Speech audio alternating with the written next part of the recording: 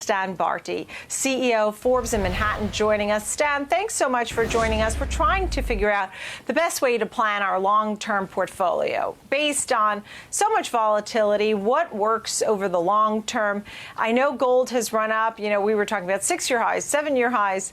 What are your thoughts on gold? Is that something that you think everybody should have in their portfolio?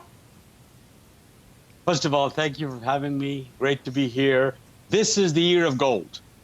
Of all the asset classes that you're going to get into, gold should be number one in your portfolio, for sure. And the reason is simple. The world GDP is roughly $80 trillion. After COVID is going to drop. We've pumped just in the U.S. $4 trillion into the economy. $4 trillion. There's no doubt that that will be reflected in inflation. Already forecasts are that next year inflation will go to 15 to 20%. And for some of you that don't remember, the 80s and the 70s, when inflation was high, gold ran up to, at that time, $1,000, which adjusted today would be $3,000 or $4,000. So we're very bullish on gold. Wow. We think you should be in this asset class. Yeah, well, we think gold's going to go over $2,000 this year. And the question is, how do you play gold? And so... Yeah, you know, let me ask you this. You know, what's interesting is that we're expecting, you know, everybody's talking about the CPI and the PPI and the GDP and, you know, deflation and GDP minus 35. And, you know, it's so hard to think about inflation going forward and that being the catalyst for gold. So you have to look historically at the economies of the world. Really, what we are in today is the last phase of globalization. What brought globalization out? Is it COVID? Is it just a change in politics? I don't know. But from the 1990s, first the Berlin Wall fell, then we had China open up, and that really opened the world up to one place. Then social media, the internet, everything came, the world became one. With COVID, there's got to be a massive reaction to being insular. Countries are going to look internally upon themselves. You already saw Trump just announced no immigration this year. Countries will want to go back to the 70s logo, buy America again.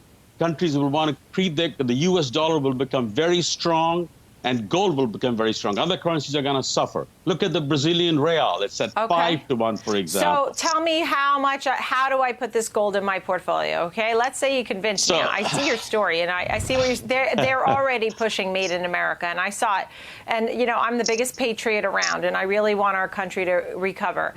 I mean, not at the expense of others, but I really am a proud American. That being said, now what? How do I put gold in my portfolio? What are 2 or 3 ways, and how much of my portfolio should be allocated to gold? In my mind, you've got 3 choices. One is you should always own some physical gold, always. If the world falls to hell in a handbasket, you should have some gold. Whether it's 100 ounces, 200 ounces, 500 ounces, always own some gold. The best, you can buy the ETFs, obviously. You can also buy physical gold. You can buy the major gold companies. The play in my mind is in some of the intermediate and junior gold stocks, because these stocks in a good gold market go up 10x. And a good example is from 2003 to 2014, when stocks that were trading at 10, 20, 30 cents went up to 5, 6, 8, $10. There's massive leverage. So if you believe in gold, I would say you should put at least 5 to 10% of your portfolio in gold stocks, and part of that portfolio should be in junior stocks. These are stocks that are either close to production. Tell me about the junior stocks. I don't know which one those are. So, for example, full disclosure, I'm chairman of a company called African Gold Group. It's in Africa and Mali. It's about to go into production. It had a market cap of 200 million 6-7 years ago. Gold fell. We're down to a market cap of 20 or 30 million. Now, this stock is again starting to show some reflection on the real asset. The mine will go into production. So stocks like that could go up 5, 10x easily in a good gold market, not just any junior stock. Intermediate stocks have already gone up 2 or 3 times. Look at stocks like Yamana, stocks like Kinross. They've all gone up 2 or 3 times in the last 2 months. So I think you've got to have a position in gold, and you've got to be saying, okay, I'll own some physical gold, but I should be looking at good gold stocks. Yeah. Well, I'm very familiar with Yamana and also Kinross. This is exciting. I mean, I can't wait to see what happens, and we'll watch your company as well. Stan Bharti, it's great to see you, CEO of Forbes in Manhattan. Thank you, Stan.